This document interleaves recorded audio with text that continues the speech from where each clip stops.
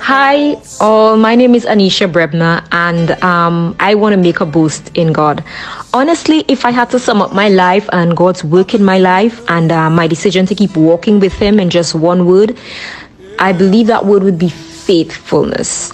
My boast in God is not so much about what He has done for me, and He has done a lot, I could tell you that, but it's more about who He has been to me, and that is faithful. You know, the thing about His being faithful is that it's most evident and glaring in the face of adversity, discouragement, and even my own lack of faithfulness to Him.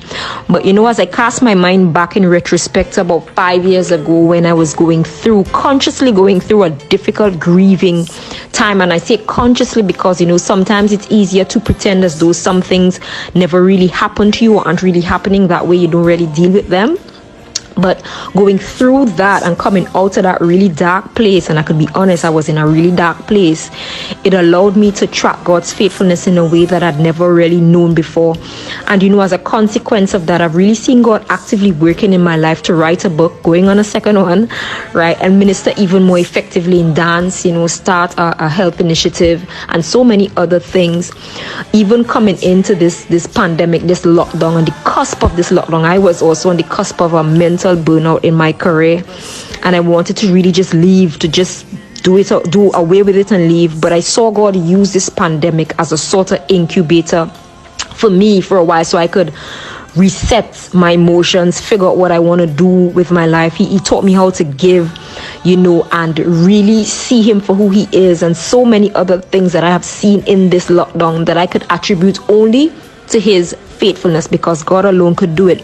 And that reminds me of a scripture in Deuteronomy chapter 8 verse 2, where God says that we should remember Him, Adonai, and the way in which He led us through the desert these 40 years, humbling and testing them to know what was in their heart, whether they would obey His commandments or not. And you know, I think that's what God has done with me, and what He is doing with all those who would put His trust in Him.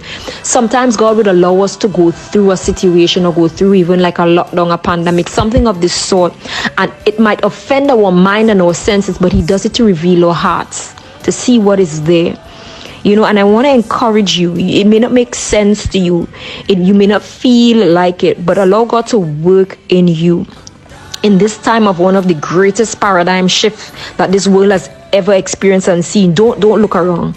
Shift your focus to what God is doing in your life and what He wants to do in your life, and allow His faithfulness to speak beyond your failures. Allow the crisis to become, like I said, incubators of opportunity for God to work, for your faith level to rise, because He has been faithful, and that is the only way, you know, that we are going to see Him work.